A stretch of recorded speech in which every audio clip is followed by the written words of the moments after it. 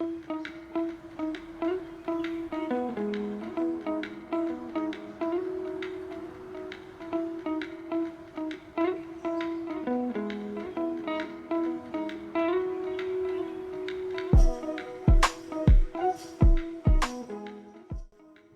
hello, lovelies. How is everyone doing today? I hope everyone is having a lovely day or a lovely past 6 months and a year, I should say, because I haven't touched this channel for a good long while, and now I really want to come back. But the thing is, I don't know if I'm fully back or just part-time back. I don't know what I'm doing at the moment because it has been a while. But hello to return regulars. Hello, and welcome newcomers. Hello. So a lot has been happening, and I thought I would like be transparent on what's happened, because a lot has happened. So hopefully I would only do this the second time. I had to say it again, but I was quite distracted. But yes, I want to do this whole video all in one go, so let's hope things are good.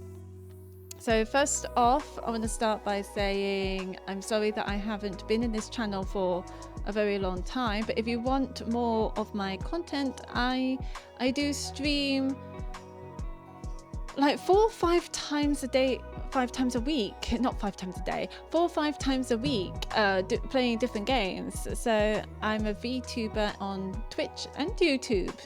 So if you want to check me out, yeah, I'm Lily Tiger essentially on Twitch, and Lily Tiger streams on YouTube if you want some more of the content, because I don't know how often I'll be able to do book reviews. This is going to be a major book reviews because I have read a lot. I've read not a lot of books, but I've read a multiple of books through about a month or two, about 2 months, the past 4 months, 3 months, 4 months, I believe. And as I say, I'm a very slow reader, especially with a lot of things that's happened, which I'm going to be talking about. So yeah, for start off by saying, for starters, I had been in a humongous books reading slump for how long. Even while I was book reviewing and kind of reading, I was still in a bit of a reading slump. For some reason I didn't have any energy or I didn't have any motivation or energy to read anything, especially for the fact that, as you can see, it's not like a big bookshelves of books so that you see a lot of book talkers or booktubers have. But when you see like humongous books, you do get a bit demotivated and intimidated, especially when you're just a casual reader, and especially with things have happened as well. So yeah, I had been in a reading slump, but then my boyfriend found a book/crafting club as well that got me into reading. So some of these books are based on those book club suggestions, as well as got me into crafting. So I hadn't drawn for a very long time, so I've got back into drawing. Mostly has been hotel fan art, and I know a lot of people don't like fan art just as much as a lot of people do like. I know there's a lot of people that don't like Has Been Hotel just as much as there are a lot of people who do like Has Been Hotel, and I'm one of the majority that does like Has Been Hotel. So doing fan art helps me get back into drawing. If you don't like it, that's perfectly fine, but I got back into drawing thanks to this club and Has Been Hotel, and it makes me very happy. I also tried to do crocheting as well. Haven't done it in a bit. It's been very hot and I've been touching wool. Doesn't feel right. So yeah, trying to do a bit of crafting here and there, and hopefully we'll get back into baking soon. So oh god, hang on a second, I don't know what's happened. I'm all blurry. Hello, am I a bit blurry? Hang on 1 second. Okay, so hopefully it will be fine like this. Anyway, so yeah, I also got into baking. I couldn't for the past 10 weeks, but hopefully by the end of August I'll be able to bake. And if I do bake, I do normally do it on TikTok live. So I think I have TikTok somewhere. It'll mostly be in the description. So yeah, if you want to check it out and give me a follow.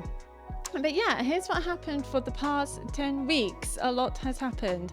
So for starters, I had a lot of building work been happening.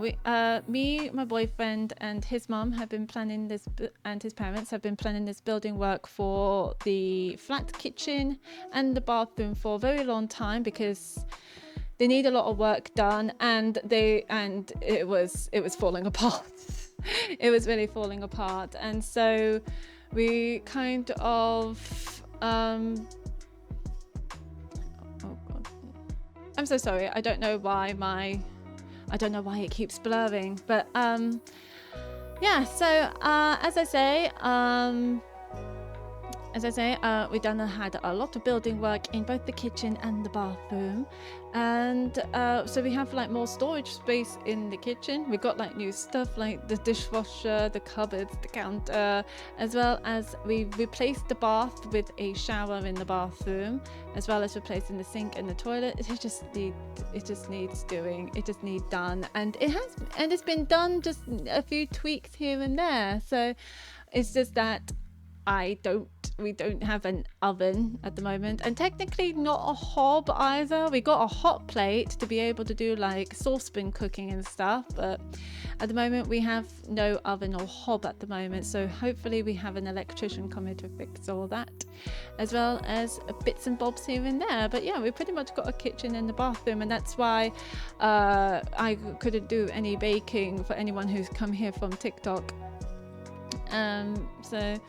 Yeah, so that's what's been happening. And those past 10 weeks as well, I also entered into an IT boot camp. Boot camp essentially means, no, it's nothing military, just in case, but boot camp is basically means intensive course, essentially, and it focuses around IT, mostly either hardware or software, and basically focusing on like how to troubleshoot, how to help customers with their technology, current issues, kind of like the IT department in the IT crowd, essentially, like someone basically prepare you to like call you in and help them with like any technological issues, and how to troubleshoot it, and how to help them, and how to teach them if anything were to happen. Oh, sorry about my camera. It blurs. I did try to fix it, and it just But yeah, it's basically the idea of me opening doors for for any job roles, essentially. As you know, I've been job hunting for a very, very long time now, for probably about a year and a half now, specifically for like software development roles. But at the moment, getting any job nowadays has been very, very, very difficult. And for pretty much everyone, essentially, because there is high demands of experience for lots of different things. People just don't want to teach, companies just simply don't want to teach people how to do that on the job, essentially, which is how people get experience in the first place. I don't know. People just don't know what to do anymore. Everything is so high demand now, and the economy is terrible. Redundancies is happening. I keep going on LinkedIn, and you see like redundancy, laid off, open to work on their profile. It's just crazy, you know. And even people with high experience can't get jobs either because they're overqualified. So no one can really win, essentially. It's absolutely crazy. It's nuts. And I'm stuck in a loop at the moment, but I'll keep pressing on. I finished my boot camp, which is good. So hopefully it will open more doors to hopefully land a new job, but at the moment I'm doing this, I'm doing streaming as well to keep me sane through all this, because it's nice to do things that you like so that you'll be even more motivated to do things that you need to do. That's my motto anyway. And then throughout the worst and the worst of it all, so in the middle of my boot camp, I had to take a halt. So for anyone who follows me on streams, or I think I'm opened this more on my stream, but and I don't know if I said this before in my videos in this channel either. I can't remember, but here is the beginning essence of what happened for the past 5 years in a short version. So at the beginning, so around lockdown, my mom had suffered from a stroke. Had her first stroke during the lockdown, and she had been admitted to different hospitals. Despite the fact it was lockdown, she went through different hospitals to try and get her as much care as possible. And luckily, she managed to land into a neurology hospital where they'd be better to support her after she had a stroke. And then they'll be able to give her physiotherapy, psychotherapy, and occupational therapy. For people who do not know what occupational therapy is, it's basically to help patients with movement issues, let's say stroke patients specifically, be able to help them do basic things such as cooking, such as cleaning, laundry, cleaning themselves as well. Basically occupational things. It's to get them going so that they'll be able to do basic things essentially. And this hospital being able to help my mom do that, to support her through that after she suffered from a stroke. And then she came back home, and then a year later she got another stroke again, and then she ended up having to go to hospital again. And then she didn't get as much support as she did before. I don't know why. She was in a different hospital, and so there was a lot of moving about on that as well. I don't know, the healthcare, the NHS. Sorry, I had a noise. It's fine. It was a lot, especially during COVID time. It was a lot for the NHS, definitely. So there was a lot of moving around, and it was very difficult to get the support that she needed, essentially. But she did get the support after she got discharged and come home. She was getting occupational therapists, physiotherapists. She was getting carers as well to help her through it. And this has been going on for years. And so then going fast forward into June this year. So June, she took a turn for the worse, I'm afraid. I got calls from my dad who kept me updated of what's happening with my mom. And yeah, she had her final stroke that caused her to be bedbound. And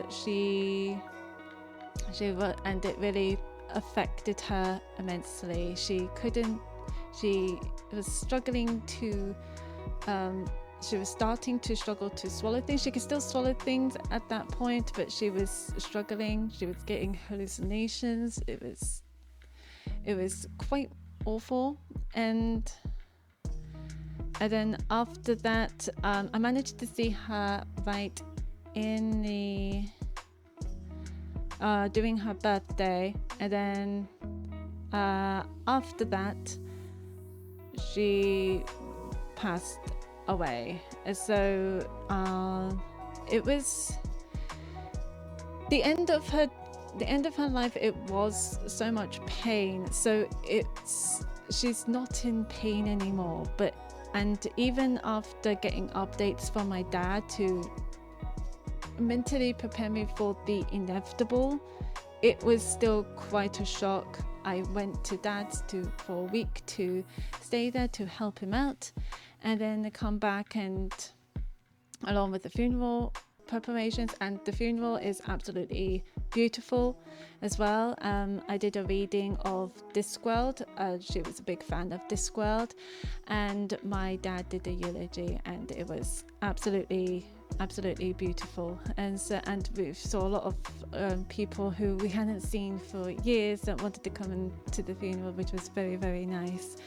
But yeah, the passing of my mom was, even the life before, it was really, really tough. But yeah, that's what happened throughout my life. I don't know if people talk about the death of their parents as much, but I feel like talking about it, as well as a parent who is very sick, I think it's important to talk about it, especially from a child's point of view as well. So I don't know if I'm doing anything right, doing anything wrong, or if I'm doing things comfortably. But I forgot to put like a trigger warning as well that has happened, because understandably it's very effective on some people. But I would like to be transparent and open of these things, because when it comes to losing a parent, you do feel alone. You do combat your own emotions and your feelings, and it's difficult to deal with as well. And people deal with it very, very differently as well.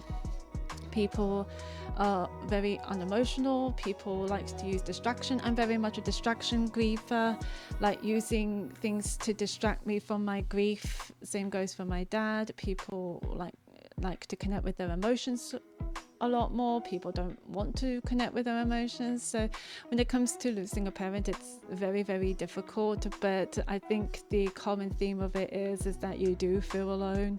So I think it's important that even though it is triggering, it is awful to talk about, I like to tell people that you are not if you're dealing with a loss of a parent, you are not alone. And you're not alone, and I hope that you are okay. And I can imagine that you haven't moved on. It's very difficult to move on, even if you do think that some days that you are perfectly fine, and there are some days where you are not. So I hope that this is okay.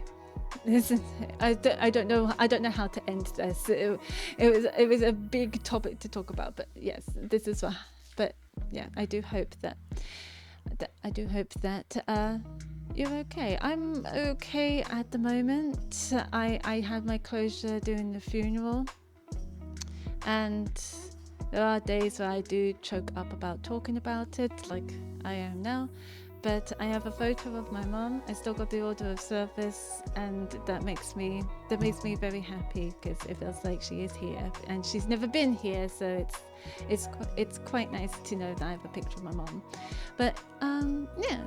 So let's talk about something very, very happy. So we're here to talk about books, and I've got a big pile of books to review, essentially. As I say, I've been reading, and I'm a very, very slow reader. I've been reading for the past 4 months now after my big reading slump, and reading did help after everything that has happened. But yeah, this is the book. Here we go. And I'm currently reading the last one here, but I thought I'd talk about it anyway, because this is technically a reread. I already know what's happened, but this is the books I'm going to be talking about. This is what I've read. This is what's on my story graph. So yeah, let's talk about them. And if you have read any of these books, do let me know. Do let me know in the comments about what you think of them. I'm sure we have different opinions. I'm sure we like to compare opinions. I don't want this to be a kind of channel that you mostly see on TikTok, where it's like you have to like this book, you have to not like this book because of this and that and blah blah blah. No, I don't want that kind of energy. That is a very toxic energy. I don't want to do that. You're happy to like and dislike a book in any way that you want for any reason, as long as you don't deter other people's opinions. So that is the kind of energy that I want. So we're in a comfortable space of in any way that you want to talk about any books, what you like to read, what you're most looking forward to, what you're not looking forward to, what you like, what you dislike. As I say, this is an open, comfortable space so that people can happily agree and disagree with anything when it comes to books without any kind of judgment whatsoever. So first off, we're going to be starting with a Brandon Sanderson book, and I'm sure we have some Brandon Sanderson fans out there. I am pretty sure there are Brandon Sanderson fans in my book club who already read Mistborn, and that is this month's book, which I haven't started yet because I'm currently reading something already. Sorry, water. I got thirsty. But this one is not Mistborn. This one is Tress of the Emerald Sea by Brandon Sanderson. As far as I know, this is a standalone book. This has been a while since I've read this, so please bear with me if I end up reading the blurb. So this is a girl about Tress. She is she is considered a boring girl. I don't want to say boring, that sounds incredibly rude, but she's considered an ordinary girl living on an island called the Rock. Not the wrestler, but she lives on the Rock, essentially, quite a small island surrounded by a sea of green spores, and she's basically lived a normal life. You know, she loves collecting cups. She's all about cups. I'm all about cups too. I kind of get where she's coming from. I do love seeing cups and teapots. I don't know why, but I feel like kindred spirit with her when it comes to saying. She always talks about cups. And then she goes to see her friend called Charlie, who is actually the Duke's son, but he's trying to pretend that he's a commoner to try and impress Tress because she's a commoner. I don't know. Don't explain the logic to me. I don't know. She already knows that he is the Duke's son. He's not fooling anybody. But they are best friends. With, you know, they do like each other. But this does not bode well with Charlie's father. And Tressa wanted to go see Charlie until she'd been told by one of the servants, I think, that Charlie had to go off and sell off to get married under the Duke's orders. Under the Duke's orders, sorry, the camera is being odd again. And but he constantly writes to her saying, I'm going to be the most boring person ever. I'm going to make girls be unattracted to me and be bored of me continuously. And while he's collecting cups for her, which I think is very sweet, because he's going to different locations to try and get married, but he's constantly thinking about Tress. And then one day she's just not getting letters from him anymore, and she's just assumed, oh, he found someone, that's okay. And then there was an announcement saying, oh, the Duke and his son is coming over, they're coming home now. And then Tress sees that is not Charlie coming out, it's someone completely different, someone who is very muscular with a very beautiful girl. And that's when Tress understands that something is incredibly wrong, that something has happened to Charlie.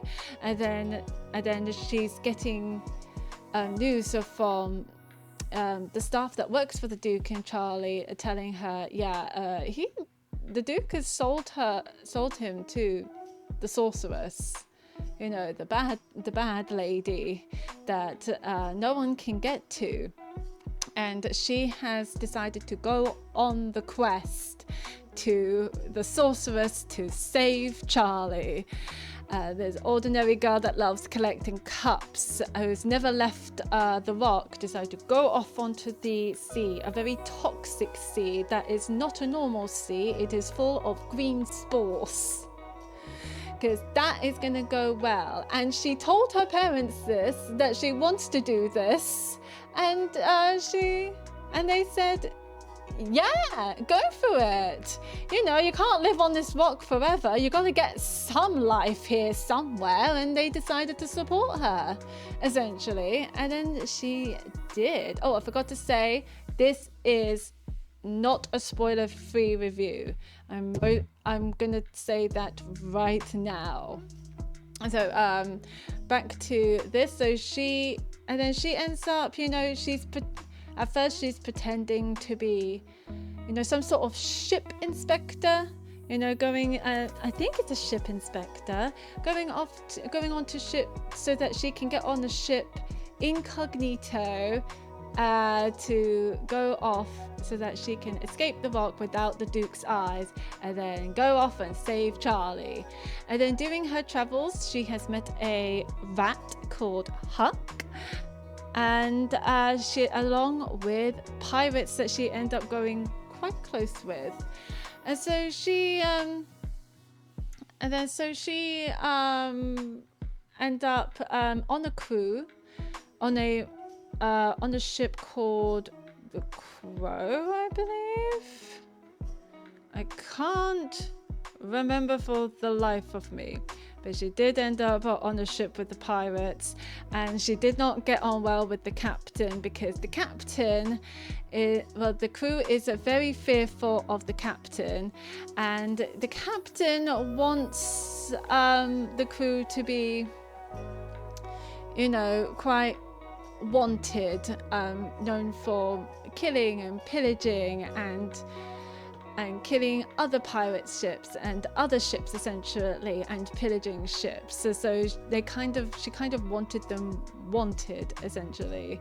I can't remember my reason why, but Tress does not like that at all, because she get on well with the crew, and the crew are very, very lovely. They're absolutely lovely. Ford is one of my favorites as well, and you got one who can't aim but wanted to shoot the cannons as well, and appears to look like she's loyal to the captain, but she has some disagreements with her as well.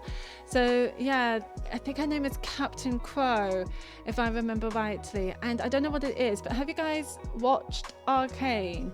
When I think of the captain, I think of Mel's mom. So she has that intimidating vibe, big muscles, husky voice, you know, intimidating stare, fearful presence, but also respected at the same time.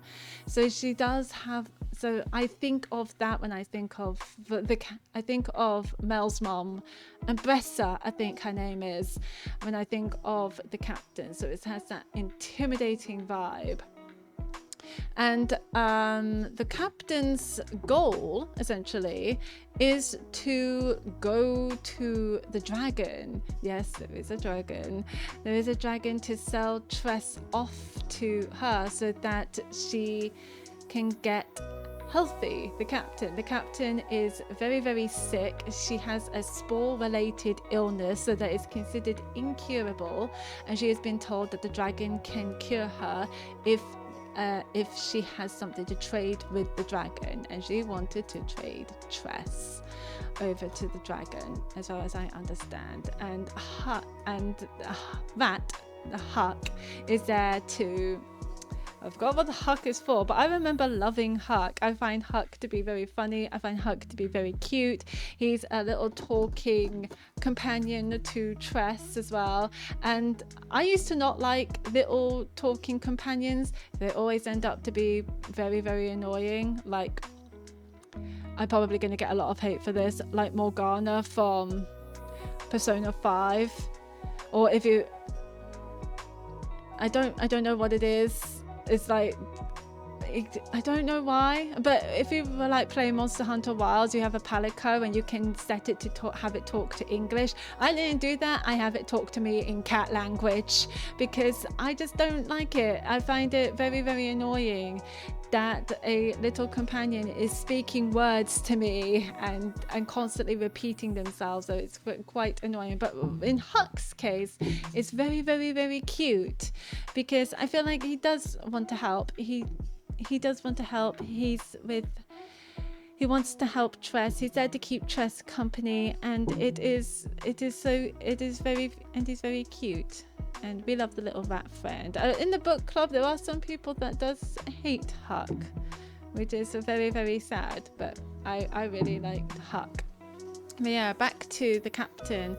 So they went off to see the dragon, and the dragon is, and Tress and the captain basically had like some sort of competition to try and get the dragon to take the other rather than themselves, and you never guess what, Tress won. The dragon decided to take captain because she had an incurable illness, might as well stay with the dragon, and the dragon is a very fair dude. So yeah, that basically happened. I don't know if I'm explaining this well because it's been a while since I've read this book, but hopefully I am explaining it a bit more clearly. And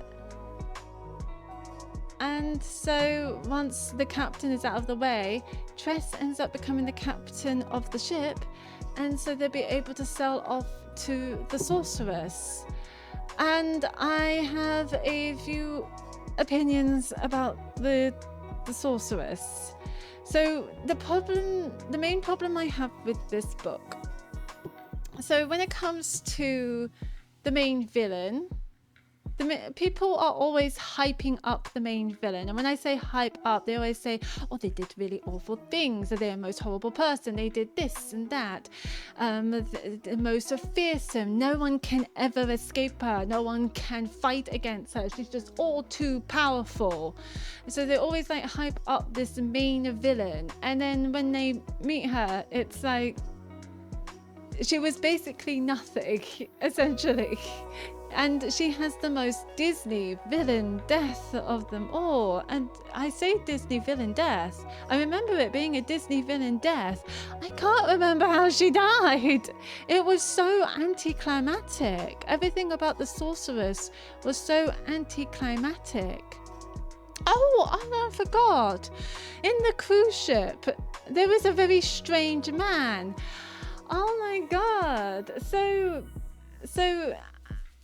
and this strange man has a connection with how it's written in the book. So when you read the book and how it's narrated, it's not narrated by Tress. It's someone else talking about Tress. Now, at first, I thought it was the author implementing his own thoughts into the book, and I like a Terry Pratchett style, and I quite like that. I like that sort of style of writing, but it's not. It's this strange man in the crew who's clearly been affected by the sorceress. I say no one escaped from the sorceress. This man did escape from the sorceress, but he's clearly been affected by it, and because he can't talk about the sorceress and ends up have to talk in absolute nonsense. And so Tress had to understand his riddles and pick up the pieces of what he's trying to say, and so that she can get a clue on where the sorceress is. And it turns out that he's a wizard. He's a wizard, Harry. Like, this strange man is a wizard who knew the sorceress, and the sorceress is just weak. I'm just gonna say it. She's weak. I don't remember her death because it was quite anticlimactic, and there's nothing special about her. The captain of the crew was more intimidating than her because we actually experienced her killing people, abusing her crew, you know, using her illness and spores to her advantage, of going against the people, trying to trade Tress off into the dragons. That the captain was, I find the captain much more intimidating than the sorceress. The sorceress was nothing. But throughout the interaction with the sorceress, you know who Huck is? Charlie. Charlie was with the sorceress, and sorceress turned him into a rat. The problem is when you get affected by the sorceress, you can't talk about it. So he couldn't talk to Tress, so that he got turned into a rat by the sorceress. And then, but during that interaction, Huck is back to Charlie, and Tress and Charlie are together. Hooray! As for the ending, I find Tress and Charlie getting back together to be a little bit too abrupt. I feel like there should be like some sort of slowness going on. Like they started out as friends with some feelings towards each other. And it's very sweet at the beginning. He was like collecting cups for her, and then he had to ship off, and then got sold off by the Duke. The Duke is an ass, let's be honest. I think the Duke is the real villain in this situation, because he's the one who started this shit. And then they came back, and then they got reunited. I think they should have reunited as friends, with some elements that there is more between Charlie and Tress, but that's just my opinion. But they seem to, decided to be together, bam, while going off somewhere. And then they came back home, and the Duke, Charlie's dad, was like, oh, I've planned this all along. I planned this. I have a complete faith of my son coming back. I was like, no, dude, no, you don't. No, you don't. You have no faith for your son whatsoever. That's why you sold him off to the sorceress in the first place.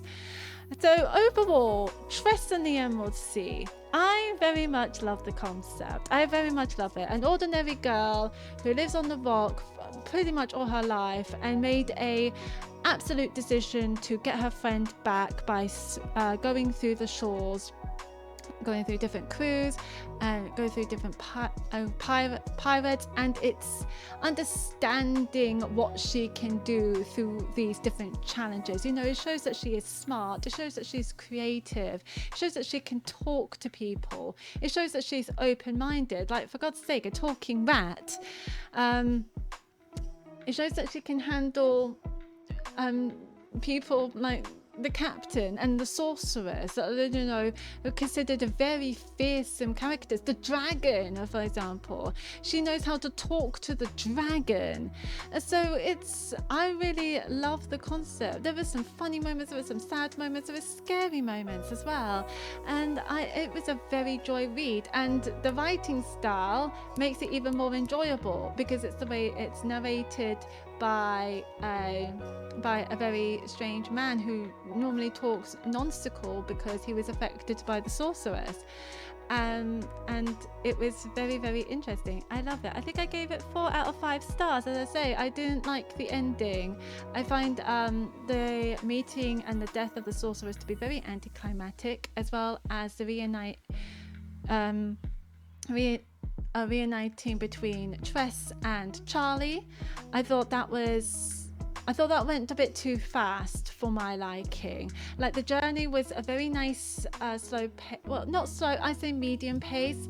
Like, you can clearly see going through the journey, while at the same time things were happening along the way. Something's happening with the crew, something's happening with the captain decided to do this and that. We did end up meeting the dragon, but at the same time the journey was also a very nice pace as well.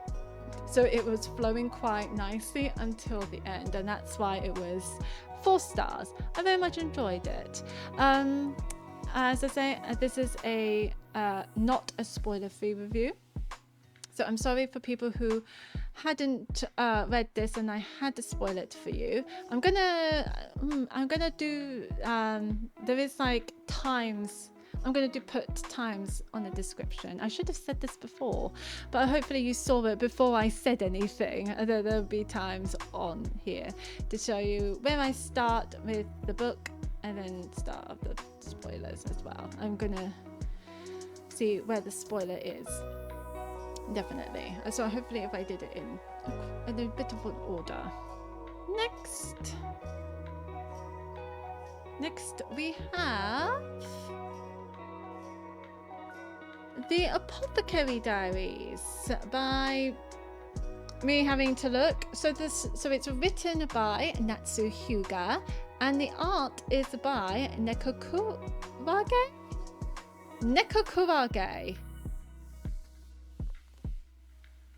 We have Apothecary Diaries. So yeah, I am reviewing the manga. I think I should start reviewing the manga. I think manga is just as much as the books as books are.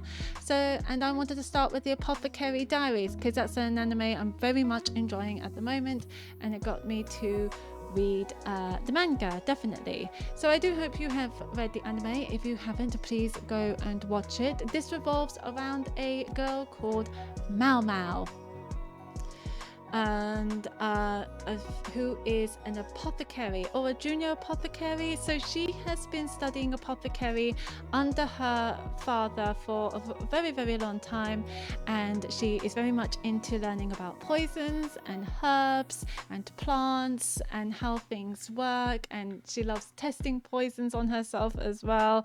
Yeah, she's quite a strange girl.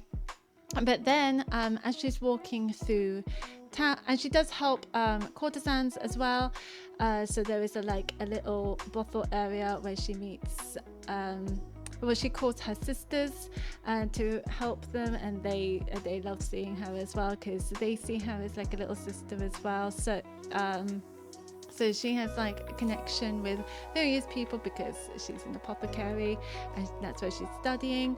And then while she's walking through town, she had got kidnapped by a couple of guys who decided to sell her off to the high palace so that they can get a lot of money. And so in the high palace, she was just a servant girl essentially. She was doing basic chores, she was doing laundry, she was just making friends with the other servant girl as well, and she was getting gossip about what's going on in the high palace, and she was sort of putting in her own thoughts because she's a very intelligent woman. And then something happened with the courtesans. Now, what's different about the courtesans in the high palace is that they are only available for the emperor. So this is a very high class. And then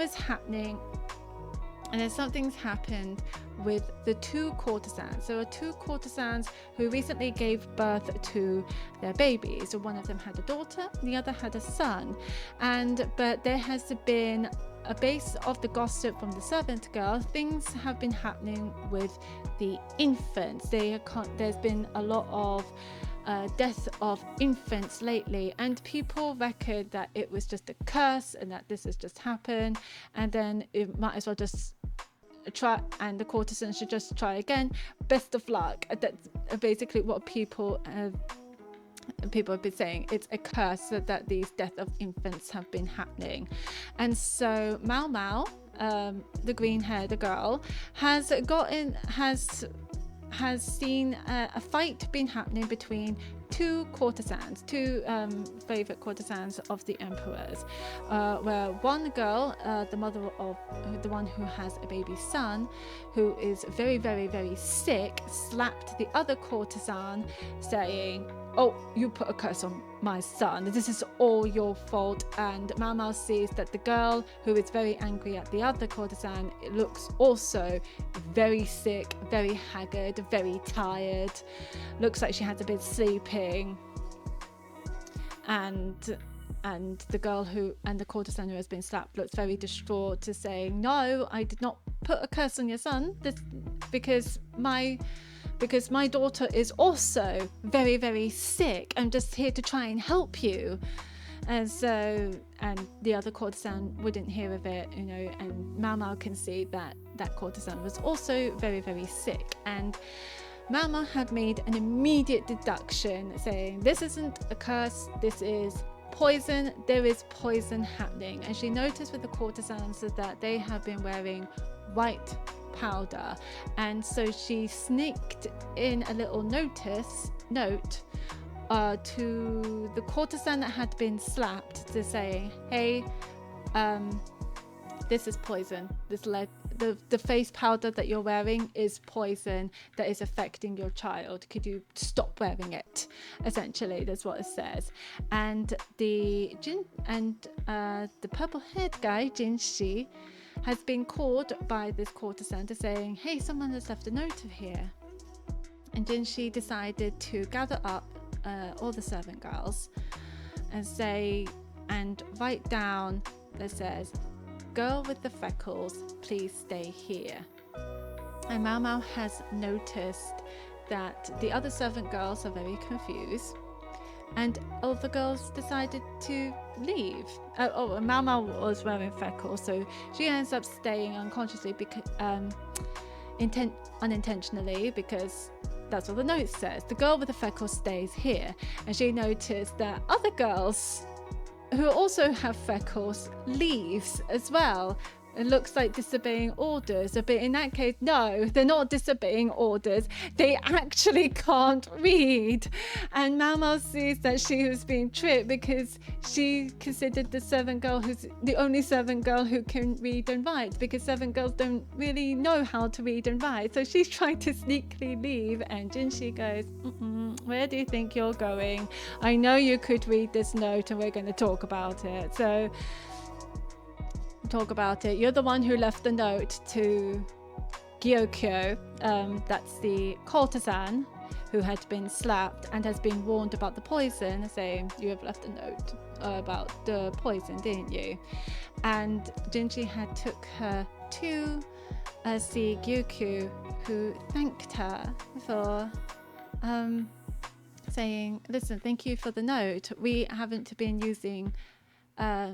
been using the face paint or the face powder that contains lead and poison, and we're slowly seeing the difference. My daughter is getting better, and it's all thanks to you. And so yeah, that has what's happened on the first bits of the chapter. And we can see the art. This is very, very nice. I do love the art. Where is the girl? This is Gyokyo, who she saved and is going to serve later, I believe. So yeah, Gyokyo is one of my favorites. She's an absolutely, you can see like the color version as well. So yeah, I do recommend this manga and anime. It's so pretty. It is so pretty. But then Gyokyo decided to take her in for her job because Gyokyo Mao Mao did save her, but and they gave her a room and a comfortable bed, and she was pretty happy. But she noticed that the other handmaidens that Gyokyo has is looking at her with pity and sorrow, and they're worried about her, and Mao Mao's like, what the fuck is going on? And she came into the room and she was being presented by lots of food, and she now understands, they want her to be a food taster. So it's because of that but this interaction, her saving the baby from poison, that she has knowledge when it comes to poisons and herbs. So she's going to be a food taster for Gyokyo. So food taster is they taste the food first before giving it to the courtesans, because the courtesans, especially courtesans who have a baby now, could be subject or victims to getting poisoned. So food tasting is absolutely essential.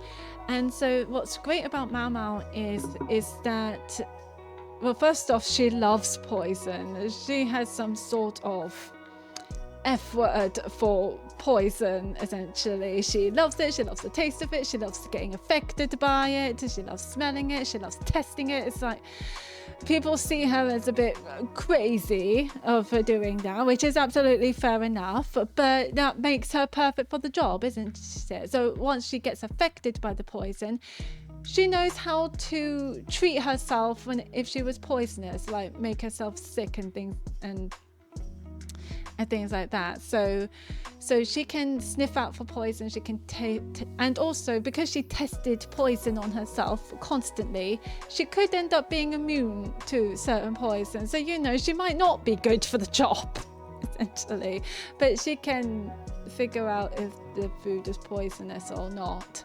And so she's kind of explaining what she's doing. She's sniffing it, she's looking at it, and she gives like a simple taste, and she's like, everything is good, everything is perfectly fine, you can eat it, essentially. So that is what is with Mau Mau and the Apothecary Diaries. I try to remember, because in one of the chapters I believe she made chocolate, and back then chocolate was considered an aphrodisiac as well, and so she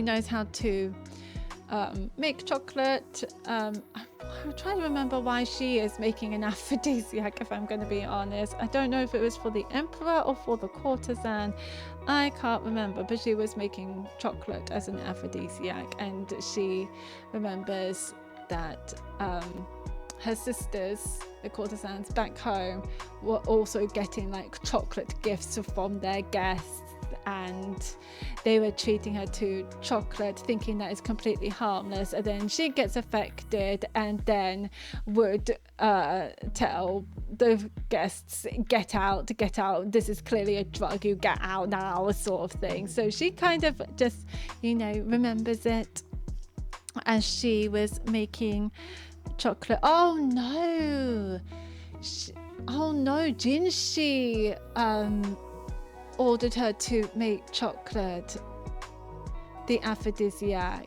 and Mau Mau thought it was very weird.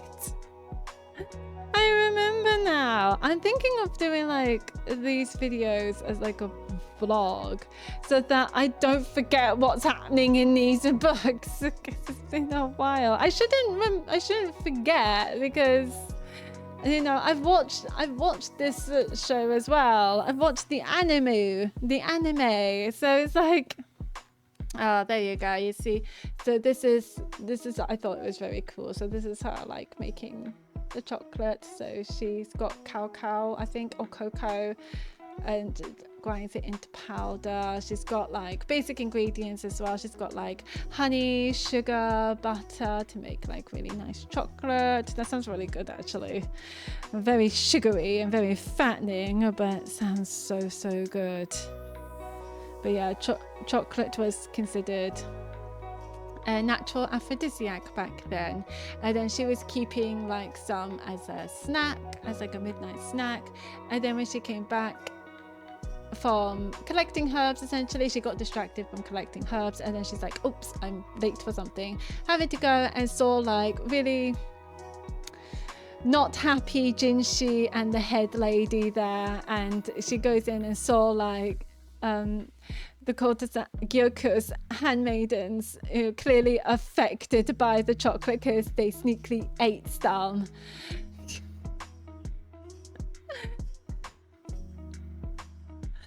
Looking, quite revealing, as it's clearly aphrodisiac.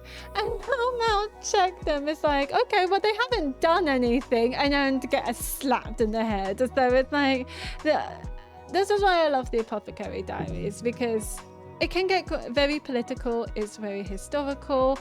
It's very detective work. There's lots of mysteries happen. There's a bit of romance between Mau Mau and Jinshi as well.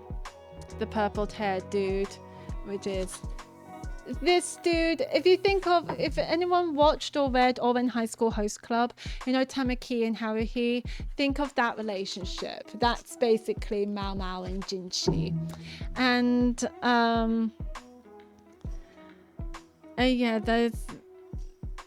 that was the chocolate chapter. Oh, oh, this is a really sweet one. Okay, so the last chapter, I believe this is the last chapter.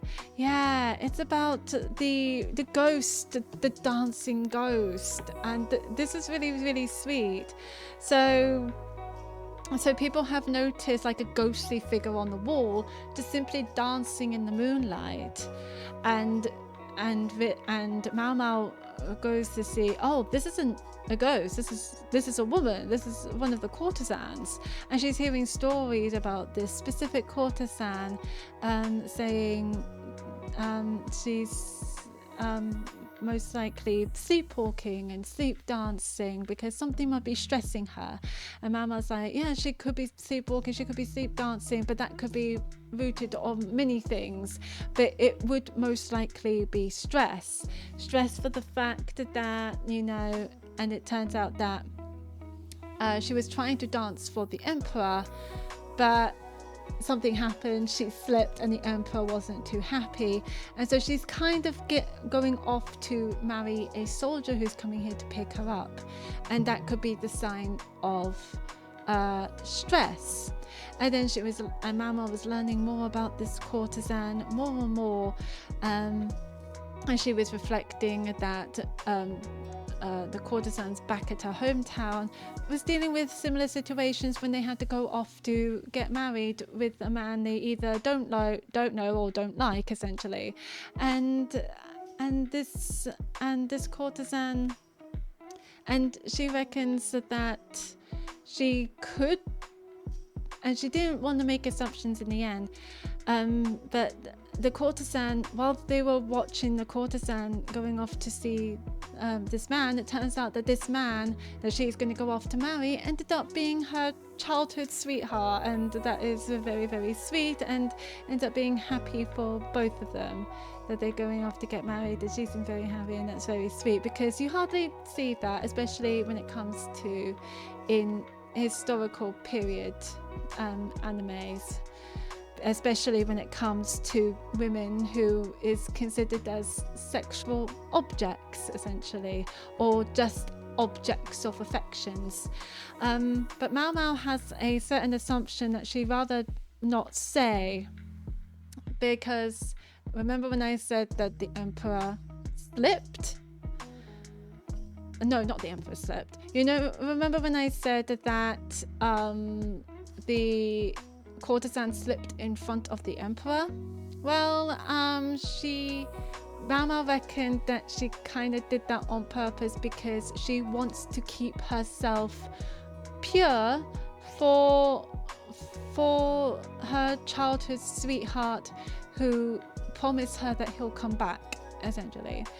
So that's Mao Mao's assumption. She also has another assumption that her sleepwalking, she may not be sleepwalking, she could potentially be pretending to be ill, or she could wanting to dance on the wall. She could sleepwalking and sleep dancing on the wall as well, because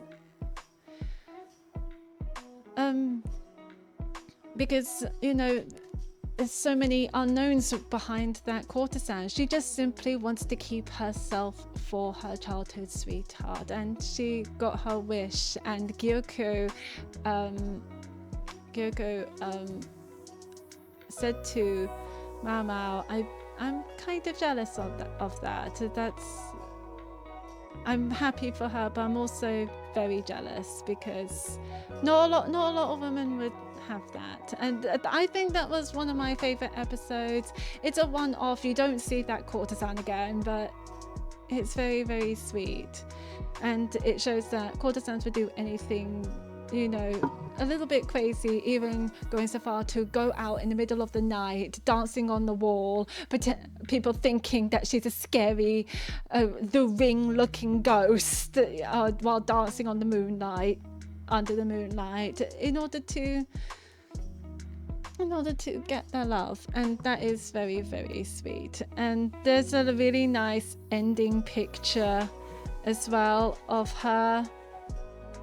There she is. At the beginning, when you see her, she looks very creepy. I flinched a little, but then at the end, she ends up being absolutely gorgeous.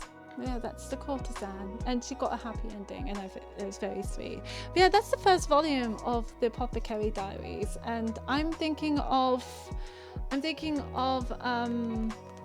reading more Apothecary Diaries, definitely. I think because I absolutely enjoyed it, and it's been a while since we've watched the anime because a lot have happened. But yeah, I'm thinking of reading more manga, especially between fantasy books, because sometimes you don't need to read fantasy books all the time. You just want something else. It has detective work, it has mysteries, it has politics, it has romance, it has humor, it has a bit of scariness to it, a bit of creepiness to it as well. It's very much a great read / watch if you're into any of that sort of thing. And it's set in I can't remember the period of the Chinese history, but it's definitely set in China. Excuse me. Next on the agenda, Legends and Latte. So this is by Travis Baldry. As you see, this was so popular once upon a time on TikTok. BookTokers, I believe, has been talking about this quite a lot, and it has me intrigued. A D&D character, or just a random D&D character, wants to own a coffee shop. Who doesn't want that? I think that is very, very, very cool. Oh yeah, I gave Apothecary Diaries 5 stars, by the way, because of course I did. I loved it. I love it. I love the anime. I love the manga. I love Mao Mao. I love Jinshi. I love the courtesans. Why win? I love it. Definitely. Anyway, back to Legends and Lattes. Legends and Lattes is about a orc barbarian called Viv, who has been inspired to own a coffee shop while doing her travels, essentially. And Viv decided to retire from her, I'm just going to say, a D&D party. She was in a D&D party. She was an orc barbarian, okay? But she wanted to retire so that she can own a coffee shop. Coffee is an unusual thing in this world because it's actually a goblin invention, which she had learned during her adventures and travels. And she's like, I want to own a coffee shop because coffee is not really a thing around outside of goblin territory. I want it to be a thing. So she decided to retire. Unfortunately, the party is not too happy, but she's like, nope, I want to do this, and decided to make the coffee shop from the ground up. It's like being in some sort of simulation game, essentially. You know, like in Stardew Valley, you're like, I want to leave this horrible office job and decided to own a farm at my granddad's place. Because why not? I think that would be very, very fun. And then the mayor shows you and sees that it's absolute fucking mess. You're basically living in a shed. There's so much foraging and weeds and rocks and trees everywhere. It's clearly not been taken care of. And so it's kind of like that. So she basically started with nothing, and she had to figure out, so Viv had to started with nothing and then trying to figure out how to slowly get her coffee shop working. So this Legends and Lattes, very, very, very slow pace, and that is why I like it. So I love anything to do with anything cozy, anything owning. I love reading about characters doing menial jobs. So this is a orc barbarian owning and serving coffee. And I really liked it. I love the process of it, how she's tried to start something small by using a horse stables, I believe, to own a coffee shop, to start off with coffee, trying to understand goblin invention. So I think she had like a goblin friend bringing in like some sort of invention to start up the coffee. trying to get workers in as well. She has like a builder. She hired like a second hand. She hired a baker, and then later on hired a performer. So it's a very slow, but you could like slowly see it build up. And I really enjoyed the process. So it starts off with her just serving coffee. Then she's like slowly getting feedback from other customers, and it's like, and I think someone said this is quite bitter, can you add like something in it? And so she started like, oh, I could add like milk in it as well. This is called a latte. And that sort of thing. I think that's just from the beginning, I'm not entirely sure, but she's only like serving like 2 coffees. And then there was a customer who hates hot drinks but keeps coming in to do work because he's interested in what's in the ley lines, I believe, happening around the coffee shop. And then he's like, you know what, I don't drink hot drinks, but do you have anything to eat? And then that's where she hires a baker who does like really like, I think his name is Thimble, another rat figure, of course, Thimble, and he's like my favorite character. He hardly speaks at all. He just mutters and bakes, and you know, that's my kind of guy. So it's like so he just bakes and makes really nice cakes as well. So it's like, that's really, really cool. I really, really like that. So he's my favorite character. I can't remember for the life of me who the second girl was. It begins with T. Put in a coffee, not a coffee. Put it in the comments down below. What's the girl's name? The succubus.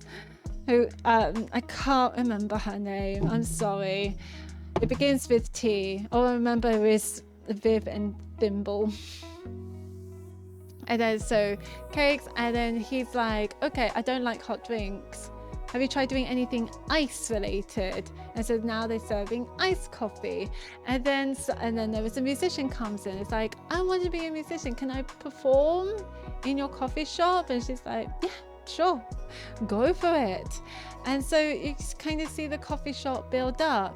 But then there's some D&D party happening around there. She has like a stone that tells her what to do to get her to get the coffee shop working again. The D&D party comes to visit. One of them was not very happy that Viv decided to leave or retire to own a coffee shop. I'm gonna be completely honest, I'm not fond of the D&D party whatsoever. Absolutely not. The D&D stuff I don't care about, which is very crazy because it is a D&D related world, but I wasn't really fond of the D&D stuff. I was only focusing on Viv getting her coffee shop working. I don't care about the stone. I don't care about ley lines. I don't care about the D&D party. I don't care what that asshole has a problem with. He could fuck off for all I care, sorry. But the guy was an ass. So I don't care about any of that at all. I just want a coffee shop to be a success. And at the end it was, until there was a fire. Fantastic. The guy who was an ass set fire to the place. And like, even like the people that Viv had to pay taxes for to keep the coffee shop working, and they're quite against it firsthand. The owner of that area ends up liking the coffee shop now, so it doesn't make sense for it to be burned down. I think he was just a spiteful asshole. So yeah, it's definitely slow pace. It's definitely quite menial. It's definitely for people who loves things like Stardew Valley or any kind of simulation games, like owning like stuff that owns shops and things like that, and selling things like that sort of thing. So it has like cozy simulation vibe, I would say. So, and it's very funny. The book club leader asked the question, okay, what could you compare this book to? And I compare it to Pumpkin Spice Cafe. I did not like Pumpkin Spice Cafe. I thought this book, I don't know if Book Talk is going to at me for this, but I don't care. This book builds up the cafe, coffee shop, whatever, way better than the Pumpkin Spice Cafe, which is odd because the Pumpkin Spice Cafe revolves around a cafe. So how is this does it better, despite the fact that it revolves around a fantasy world about a person retiring from a D&D party, and the D&D stuff gets involved integrated into the coffee shop as well. So that is my opinion. So if you want something that is slow and menial, go for Legends and Lattes.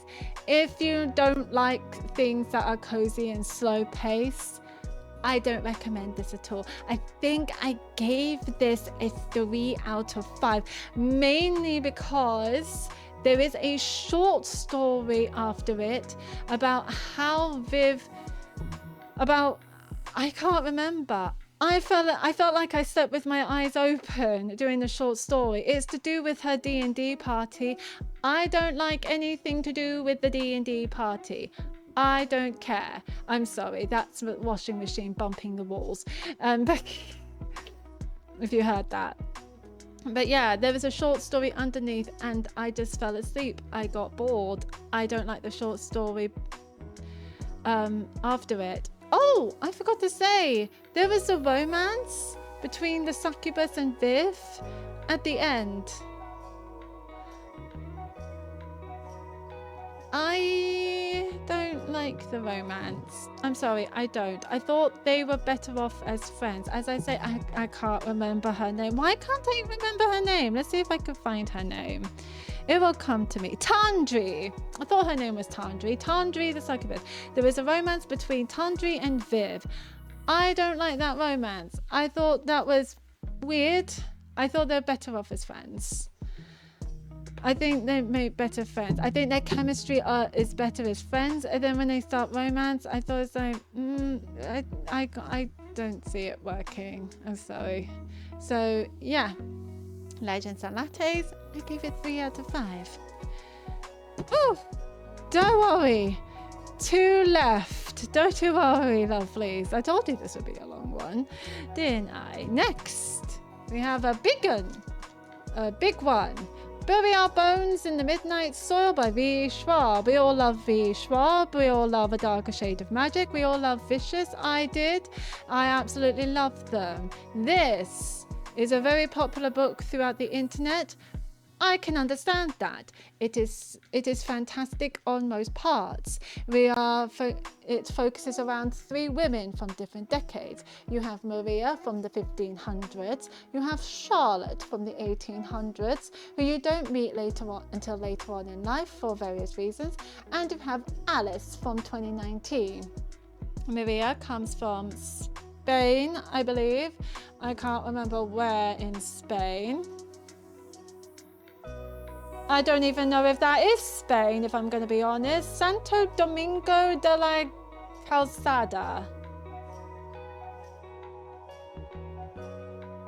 Is that Spain? Let me know. I'm not entirely sure.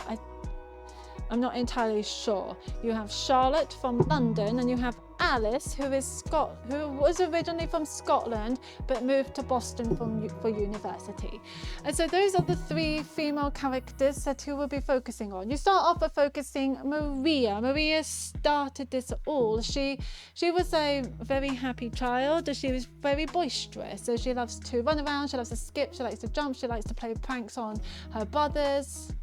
Her family. She was very loud. She has frizzy red hair. She's all fun. And then when she was 10, she saw a very strange figure in grey, and she had heard people calling her a widow, and that's all she's known for. At the time, she was just a widow this, a widow that, and Maria was very interested in her. And then she ended up growing up to be 18, and that's when her brothers and her family decided to marry her off to the Duke, I believe, a very horrible Duke who believes women should just stay in supervised because they're not trusted, apparently. What an asshole.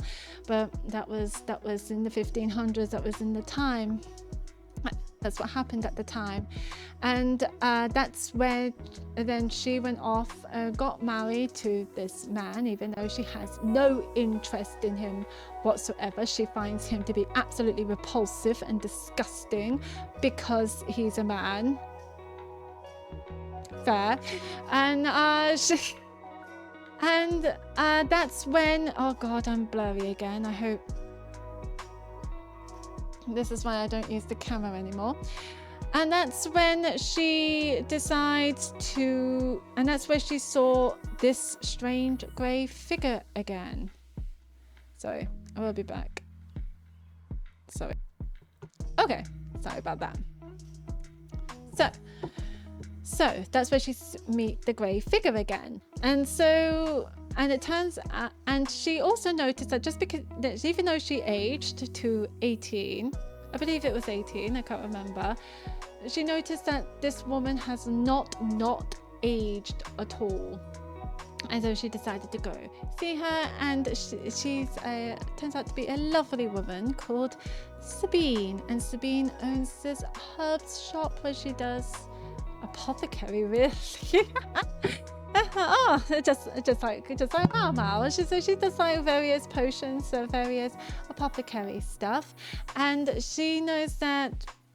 And the husband wanted to have sex with Maria quite a lot because of what he wants children. He wants the next heir, and Maria doesn't want that. She doesn't want the feeling of being pregnant. She doesn't want the feeling of giving birth to children. So she asks Sabine if she can have a prevention of pregnancy, and it has been working essentially.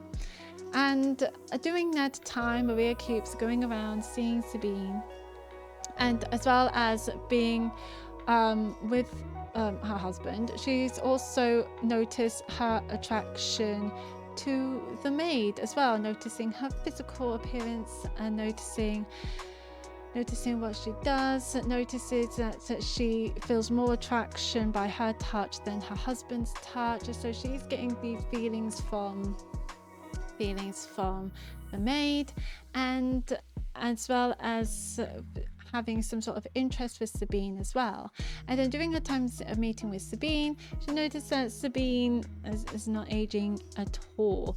And then Sabine reveals that she's a vampire and decided to turn Maria into a vampire herself. And then where Maria dies first, and then something happens that causes her to come back to life as a vampire. And Maria gets up, and the first thing she did, kills Sabine. And then after she kills Sabine, she ends up calling herself Sabine. So she was Maria right at the start of the book, and then throughout the book she will be known as Sabine. Then next we meet Alice. You think you meet Charlotte? No. We meet Alice next. 2019, Boston. She met up with a very mysterious girl in the club. She was heavily attracted to her. She's very, very pretty. She had like coloured hair. She has a very colourful outfit. She has a very bright smile. And they ended up having a one-night stand. And then all of a sudden, when Alice woke up, she was feeling very, very sick. She thinks it was a really bad hangover until she realizes that she feels hungry and thirsty at the same time. She feels very ill. She can't handle sun or light whatsoever. And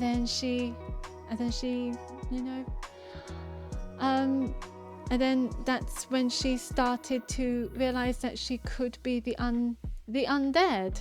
essentially. Yeah, so I really wanted to meet Lottie. That was the one night stand's name, Lottie, to get to the bottom of what is happening to her. So yeah, as you see, it looks like they're the two completely different stories, but later on, as you see go through the book, you see everything is connected. And that is one interesting thing about this book, because I think I've noticed that with V.E.Schwab. I noticed this in A Darker Shade of Magic, that she would do like, looks like separate stories when it comes to different characters' perspectives, and then it starts to connect in the end. So I've seen this with Bury the Bones, and so that is perfectly fine. But I really dislike Alice's segment. I feel like I don't understand Alice at all, essentially. Alice is, I'm just going to say it, Alice is boring. I was definitely interested in Sabine. Sabine is a very interesting character because she's the one who has the most progression. Alice, I feel like, has no progression at all. She always talks about her sister. Her sister. I really dislike her sister very much. You know that she's talking about her sister because in the writing there is indentation before it to show that she's having a flashback. And the more I see that, the more I roll my eyes back, because I just don't like Alice's segment whatsoever. It's awful. Absolutely awful. I don't understand. I feel like I don't understand Alice, and when Alice comes out, all she does is whining and bitching and whinging and constantly getting angry, and it's like, girl, shush, just stop.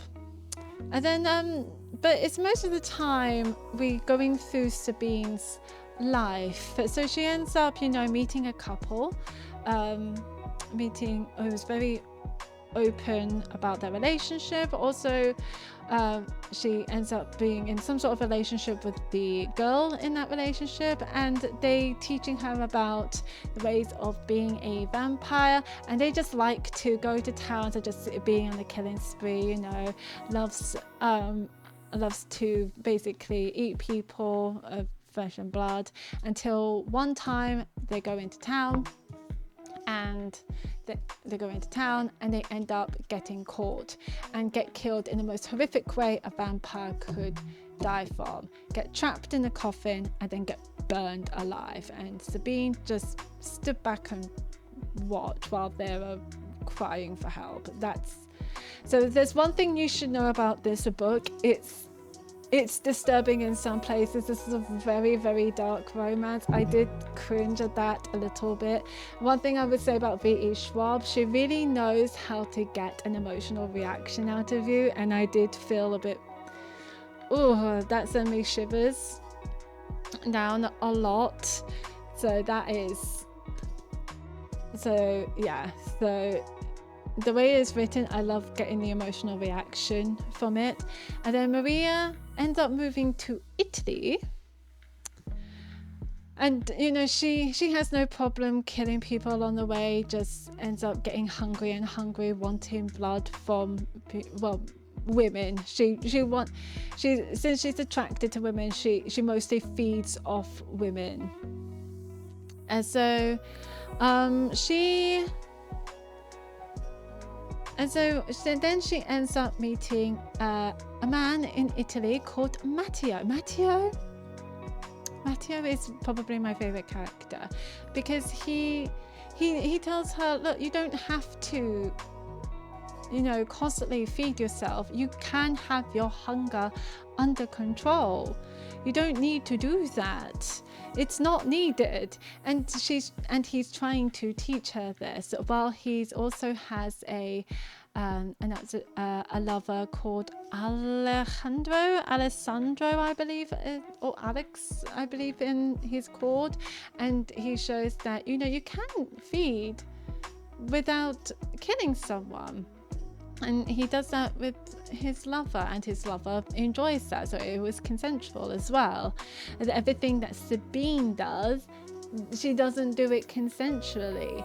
As I say, it's very dark in a lot of places, and so Matteo tries to show her this.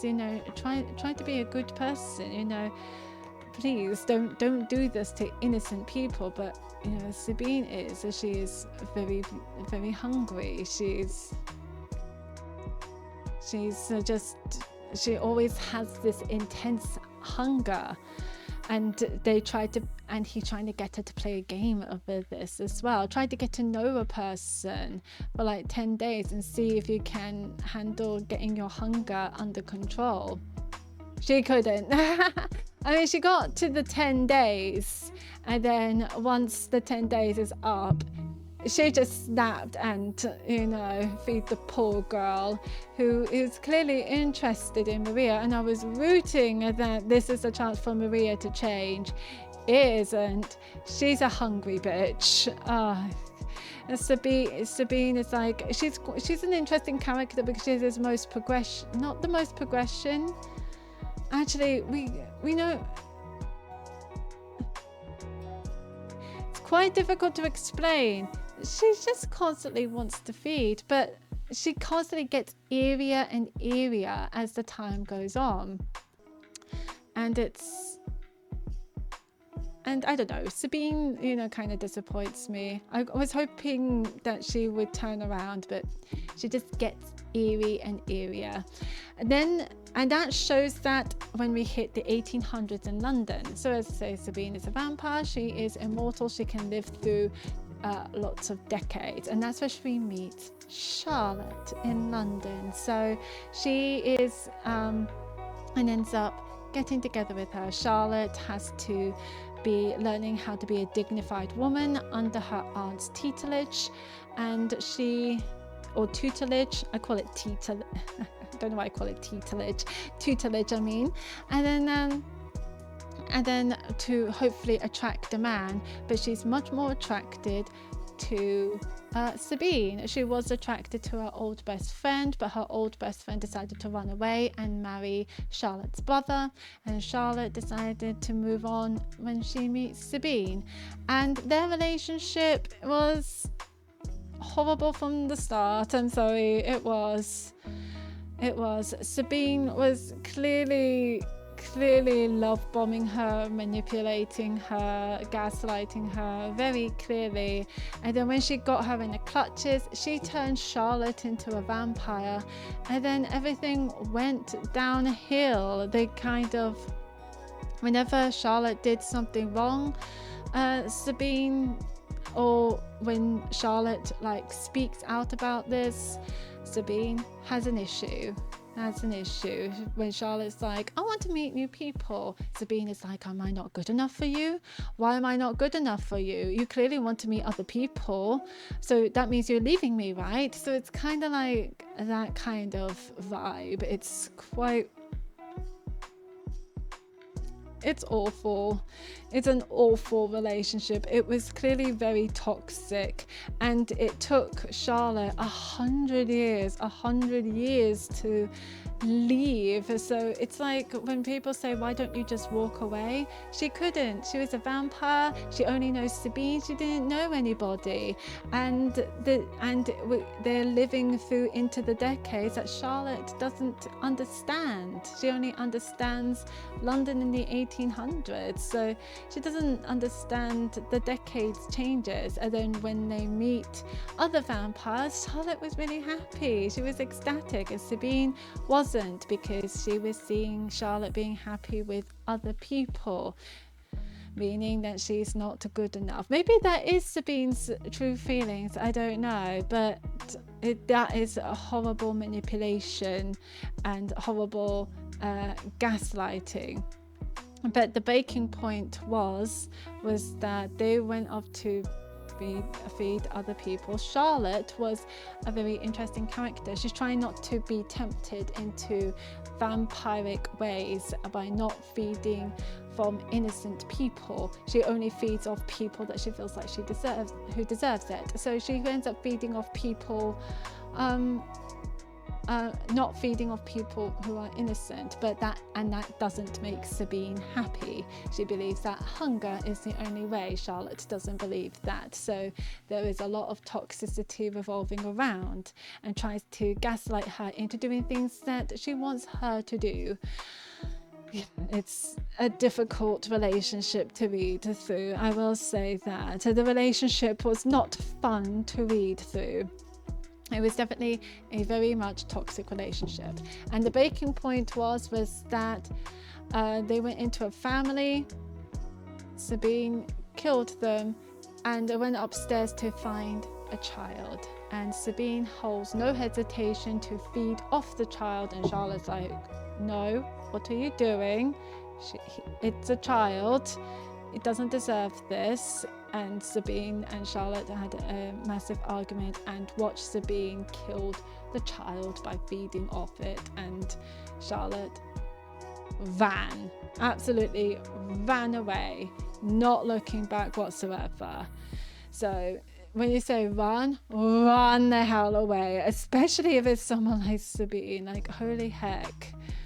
And then we got to the present day of where everyone is meeting together in Boston 2019. That's where Charlotte decided to run away to. She's trying to run away to different countries.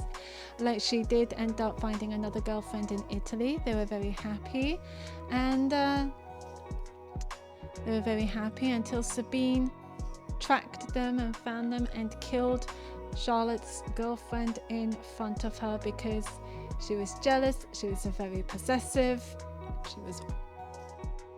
She constantly wants to play mind games with Charlotte, and she can easily do that without needing to do anything because Charlotte was constantly getting scared. She feels like she was getting followed, she was getting tracked, and she's trying to go to different places, different countries to try and get away from her. And that's why she's going to Boston, because she believes Sabine hates going on the sea, so she managed to get on the boat to get to Boston, and that's where she's been most of the time. And that's where she met Alice. And Charlotte, as you can guess, was Lottie, and who Alice had a nightstand with. And that's quite near the ending. And the ending spoils it for me. I'm sorry. I really hate the ending. So Lottie tells Alice that she has a chance of killing Sabine. Like, Charlotte can't kill Sabine because in a way she did kind of still love her, which is really sad, but it's also quite true when it comes to people being in abusive relationships or toxic relationships. That's what happens. And so Alice has a way. So Alice confronted Charlotte, or Lottie, and said, you turned me into a vampire. And she said, no, it was Sabine. Sabine had did this in some way. Which would make sense because Charlotte has no interest in turning people into vampires, and has no interest in killing people, and she has a way of sedating her hunger. And so she was helping Alice as well as Ezra. Ezra was there to help them as well. I wasn't much fan, even though I love the side characters in this. I thought the side characters were much more interesting than the main characters. I'm so sorry, but it's true. But Alice, they set up. She's been given a silver hairbrush to kill Sabine with, and Sabine and Alice were alone. They were talking. It's a sort of flat that was clearly not Sabine's at all. She clearly killed them for this flat, and then Alice decided to go into the shower to try and wash herself off.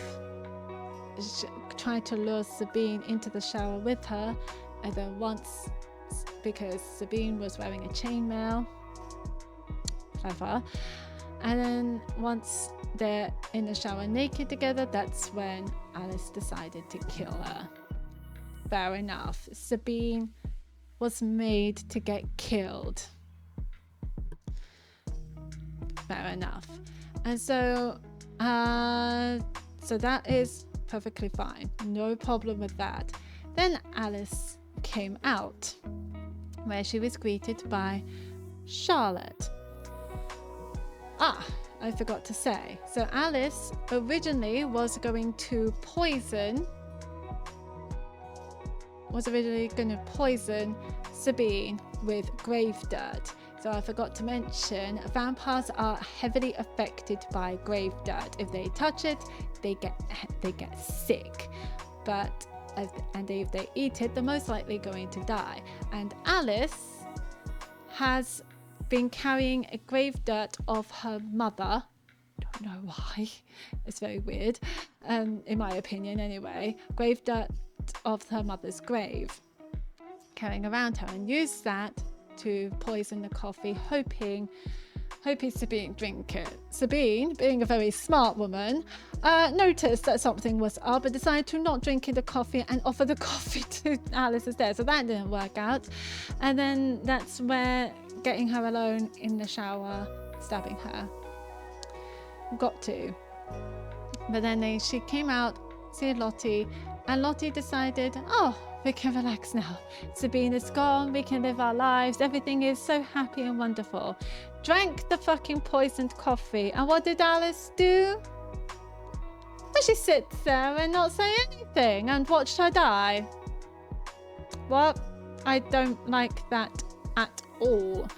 And Alice and poor old Charlotte, or Lottie, whatever her name is, decided was, being poisoned, can't breathe, can't say anything, and passed away. And Alice decided to walk off feeling hungry. So the hunger never really has gone away, has it? That is the ending.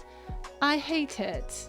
I think that was a really downgrade of the book. I really dislike the ending at all. I think the ending can go many different ways rather than that. I think my personal opinion, Charlotte should have stayed alive and gone about her happy life. I believe Alice should find a way to combat against what happened of the situation and try to live through it, or maybe Charlotte and Alice get married. I don't know, like anything would have been so much better. Maybe my endings were a little bit too happy for the book that it is a very dark, and I think the reason why it ended like that, this is my guesswork, is that V.E.Schwab wanted to keep it dark all the way through. So I don't think it was expected to be as happy, but I don't think it should have ended that way. I think that was awful. Maybe it was meant to be awful, I don't know, but I think that was just the way I think Alice was boring. I think she had no concept of what's happening with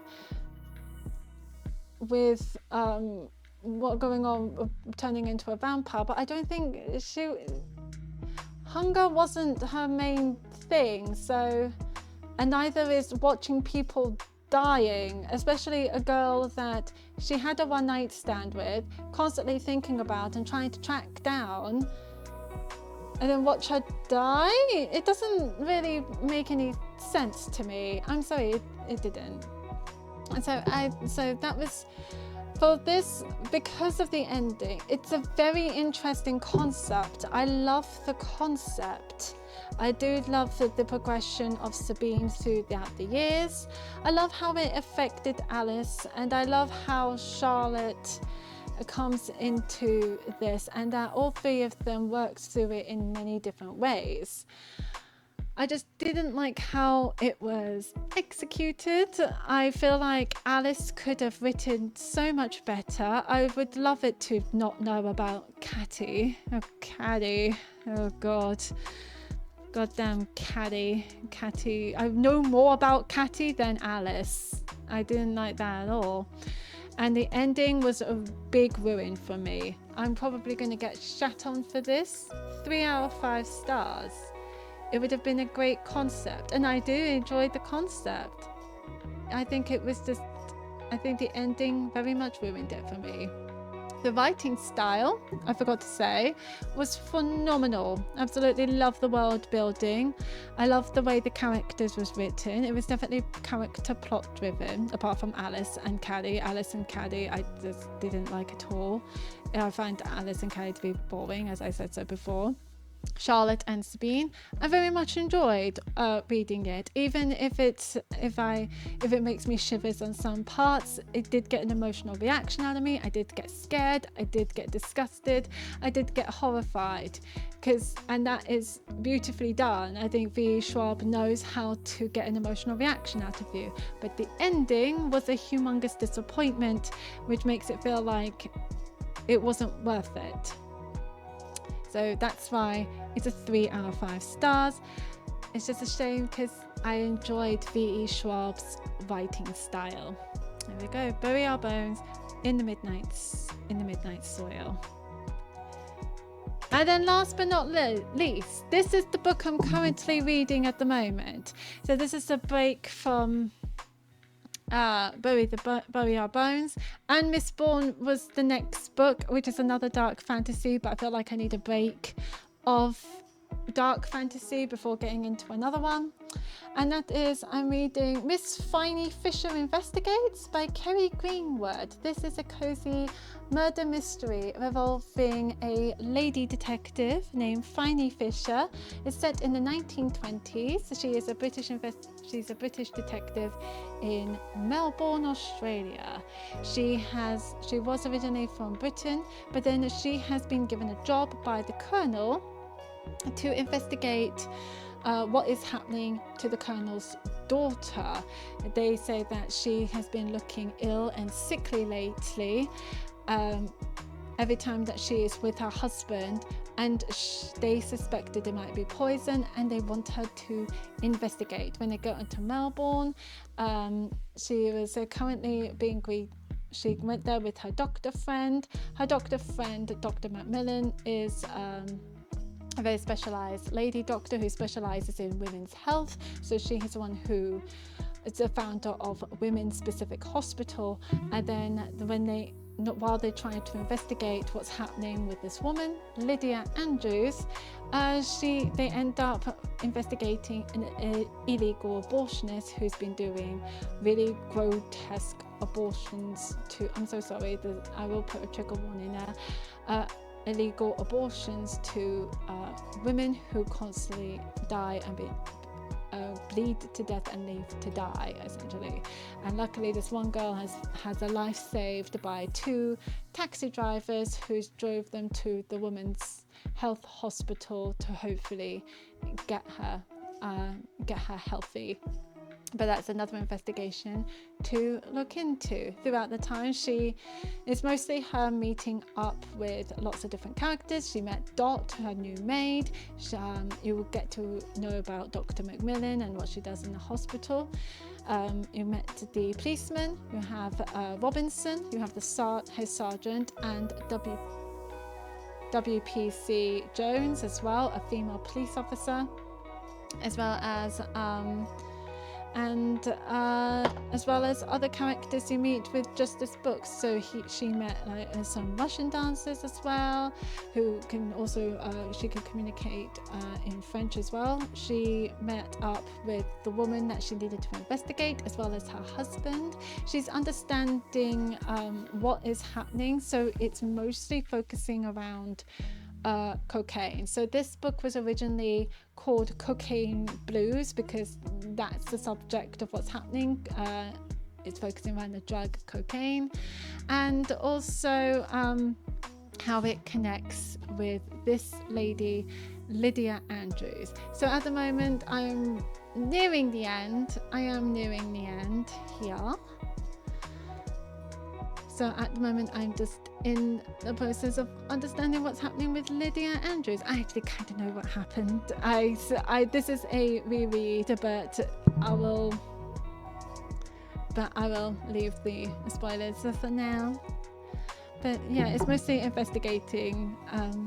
It's mostly a murder mystery, cozy cozy murder mystery. And there is a show as well that I don't know where you can watch in other countries, but in the UK you can watch it in U.TV app, the U app essentially, which is what I've been watching, and I've been very much enjoying it. Very different to the book, but yeah, it's just a nice cozy vibe.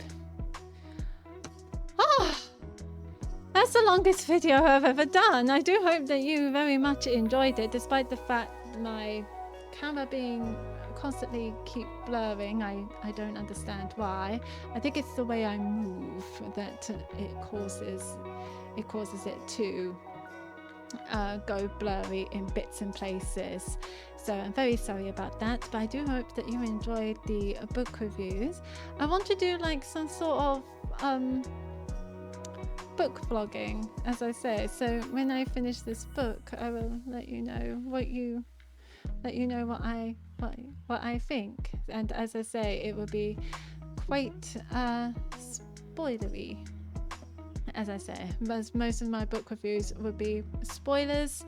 I think would be spoilers, so do keep that in mind. But yeah, thank you so much for joining me in my first book review video for a very, very long time. And do leave your comments down below about what you think of the books, what do you like about the books, what you dislike about the books. There's no judgment here. I'm not going to say you have to like this book, you have to dislike this book. That is not what we're about here. We don't hate on authors for anything. We try to keep it as non-political as possible. If you don't like the authors for specific reasons, that is absolutely perfectly understandable. But as I say, there is no judgment if people like or dislike the books. They are books. They are there to be entertained. They are there to be interesting. They are there for people's enjoyments or hate reads if you want to. We all hate read from time to time. That is also perfectly normal, but it's nice to have like that comfortable space where people are open to discuss things without any fearing of judgment. And I feel like that is the problem with book talk and booktube nowadays. But I do hope you enjoyed this book review. Do take care, have a wonderful rest of your day, and I hopefully to see you guys soon. Do take care. Bye bye.